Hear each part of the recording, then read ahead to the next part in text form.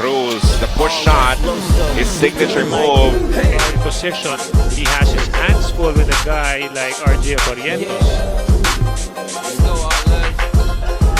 Jericho measuring up the defense of Barrientos. 3-point shot, another one. Oh, Jericho! They have to be clear for that basketball, especially that they're down in the series. Same Step shit, back different day, jumper just from the ride through the three. city looking pretty.